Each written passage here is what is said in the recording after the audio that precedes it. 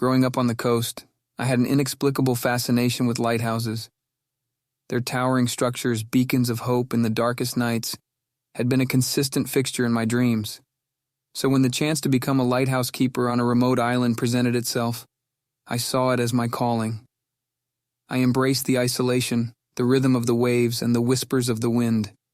But I was naive and unaware of the secrets the sea could hold, the stories it could tell. The island, miles from the mainland, was a lonely dot amidst the vast blue canvas of the ocean.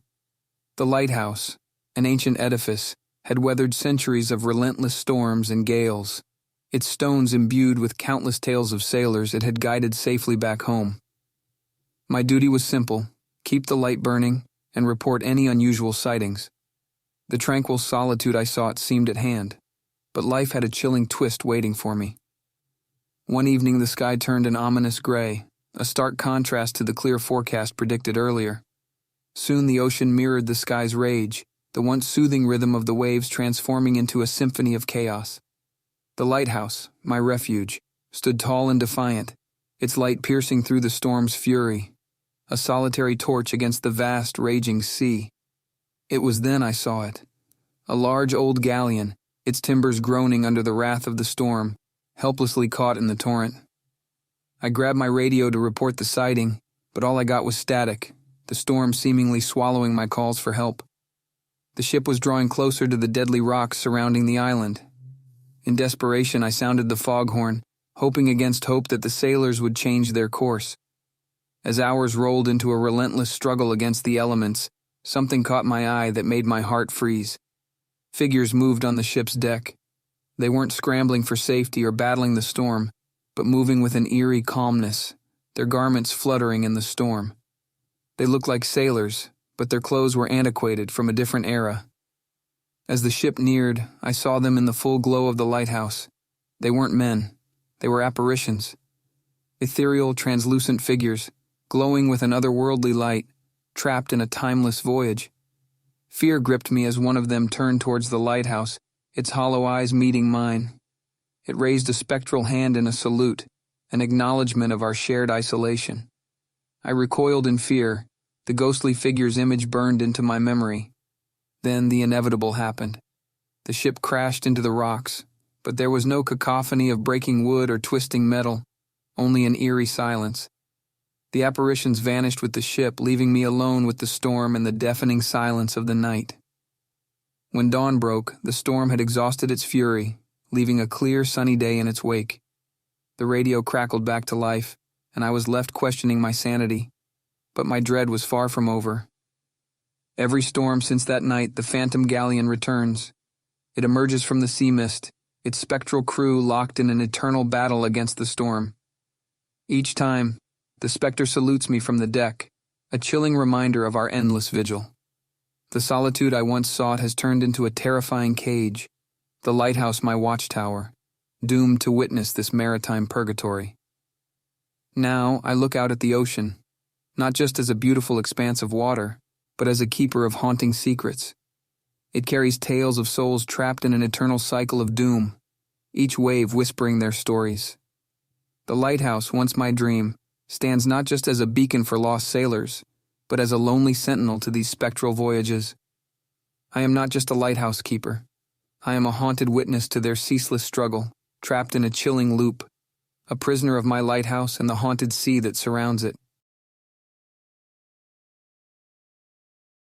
From my earliest years, the sea was my heart's truest love. Its rhythm was my lullaby, its vast expanse my playground. So when I was offered the position of the sole biologist on an isolated marine research station, I accepted with a heart full of joy and eyes filled with dreams of uncovering the ocean's secrets. The station was a floating fortress of solitude, my haven amidst the sea's unending expanse. Little did I know that these same waters held a nightmare that would shatter my tranquility. The research station, an impressive structure of steel and glass, was equipped with cutting-edge technology, miles away from any human habitation. I was the only human being for miles, surrounded by nothing but the deep blue sea and the creatures that called it home. I embraced my solitude and dove headfirst into my research. One day, while conducting a routine deep-sea exploration with our remotely operated vehicle, ROV, I noticed something odd on the ocean floor. An old chest, encrusted with sea life and half buried in the sand. It was an unusual sight in the middle of the abyss. With the ROV's robotic arm, I managed to bring the chest to the surface. Upon opening the chest, I found a seemingly ancient diary, miraculously preserved in a waterproof casing. The entries were dated back to the 1700s, written by a sailor named Edward. It narrated tales of maritime journeys, encounters with pirates, and ultimately a fateful shipwreck. The diary ended with Edward recounting how he was the only survivor, stranded alone on a remote, deserted island. As I finished reading the last entry, a shiver ran down my spine. I was left with a sense of dread and a story that seemed eerily familiar to my own solitude. That night, as the stars glittered overhead and the sea reflected their brilliance, I felt a cold chill permeate the station. An inexplicable feeling of dread filled the air. Then I heard it, a soft, mournful tune on the wind echoing around the station. It was a sea shanty, the words indistinguishable but the sadness unmistakable. Every night thereafter, as darkness fell, the song returned, growing louder and more haunting. Accompanying it were soft thuds against the station's walls, as if someone was trying to climb aboard. Sleep eluded me, the mournful melody turning my haven into a vessel of fear. One moonlit night, I mustered the courage to look out of the window during this spectral serenade. There, floating on the waves, was a translucent figure, a spectral sailor, his clothes mirroring the era Edward lived in. He was looking directly at me, his eyes hollow, and his mouth opened in an endless sea shanty. I wanted to flee, but where does one escape in the middle of the ocean? I was a prisoner on my floating fortress, my solitude turning into a haunting. The figure, seemingly Edward, visited every night, singing his mournful shanty, a spectral reminder of his lonely demise. Now, the sea is no longer just my passion, it's my haunting. Each wave carries a chilling lullaby, each gust of wind echoes with a spectral serenade. My research station has turned from a haven of discovery to a stage for a maritime phantom, eternally singing tales of his despair. The solitude I once loved has become a chilling sentence, the unending expanse of the sea a haunting reminder of Edward's eternal solitude. And now, my own. I've discovered more about the sea than I ever bargained for. It's a keeper of secrets, some beautiful, some haunting, and some that forever echo in the lonely heart of a spectral sailor.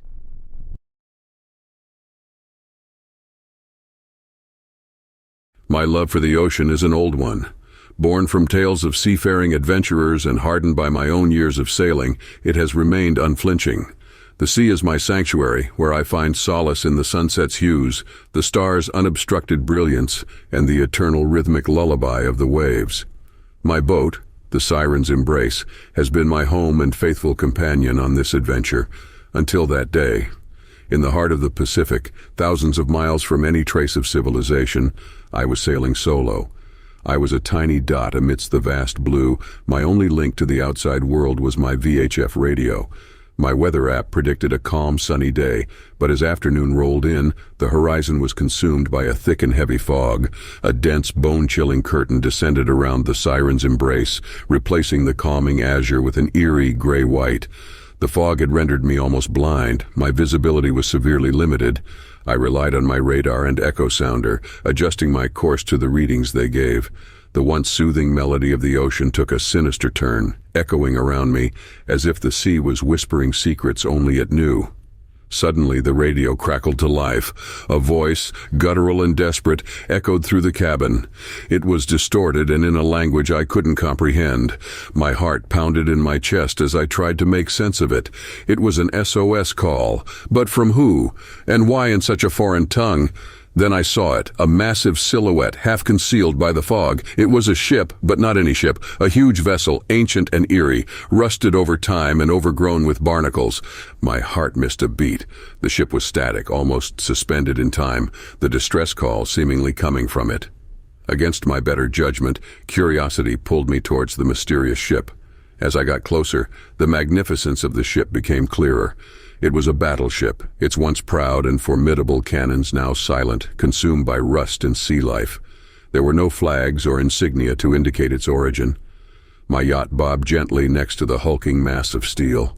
I tied the siren's embrace to the ship's hull, my hands trembling, my mind racing with 1,000 questions. I climbed aboard, the deck creaking under my weight. The fog was starting to lift, and I could see the ship's name etched on the hull, the Ghost Mariner. A chill ran down my spine. As I explored the ship, it felt like I had stepped into a different era. The ship was hauntingly empty, the silence broken only by the wind and the SOS signal. Then a door creaked open behind me. I turned around and froze. A ghostly figure stood there, an apparition of a sailor in an old naval uniform.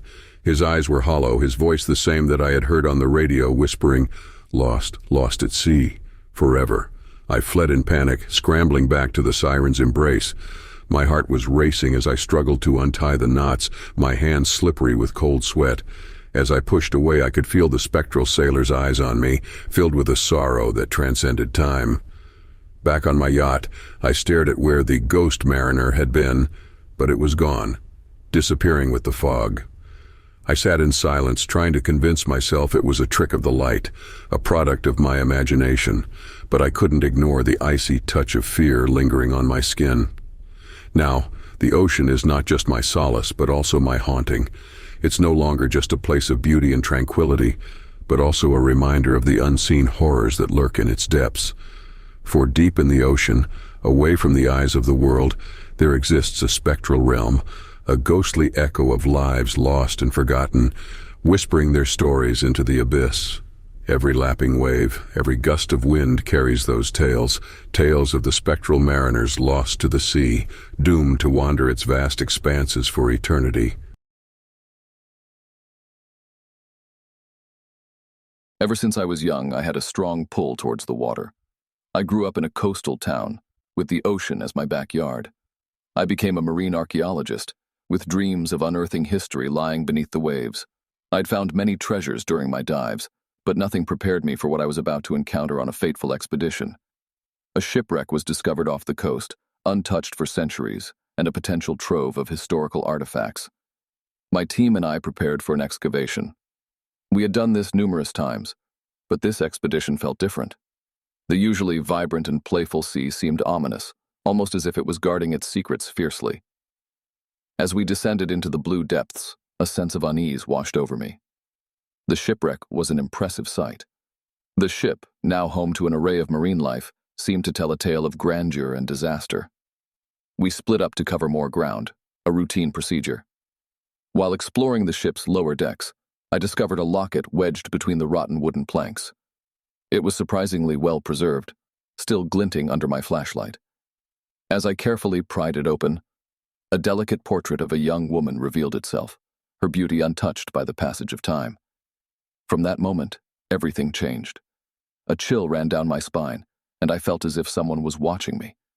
The vibrant sea life seemed to retreat, giving way to an eerie silence. Shaking off the feeling, I secured the locket and signaled to ascend. Back on the ship, I couldn't shake the feeling of being observed. The woman's portrait seemed to stare back at me, her eyes full of sadness and longing. As the sun dipped beneath the horizon, things took a turn for the worse. I awoke in the middle of the night to a soft, melodic humming filling my cabin. The sound seemed to come from the locket. I opened it, the woman's eyes meeting mine. Suddenly my cabin filled with a ghastly, ethereal glow. A spectral figure of the woman in the locket appeared, her beauty now an eerie sight. She sang a haunting melody, her figure slowly approaching me. I was paralyzed with fear, trapped as she reached out with a ghostly hand. She touched the locket, her spectral eyes filling with sorrow. Her song echoed through the room, filling the space with her eternal sorrow. Each night since, the spectral woman visits. She sings her haunting lullaby, her sorrow resonating in every note. The ocean, once a place of joy and discovery, is now filled with a haunting presence. I am forever accompanied by the spectral woman, her song a constant reminder of her untold story. Her locket has become a key to a paranormal bond, her spectral figure a nightly visitor in my dreams and my waking hours. Now I no longer dive into the sea in search of history but to seek answers. Each dive, each wave, each gust of wind holds a haunting melody, a spectral echo of a time long gone. The ocean, once my playground, has turned into a vast, haunting abyss, holding secrets that are as enchanting as they are terrifying. The woman in the locket is a spectral companion, bound by an artifact from the depths, a chilling testament to the ocean's hidden tales. Thank you for watching. If you like this content and would like more, please consider liking and subscribing. It helps bring more viewers like you.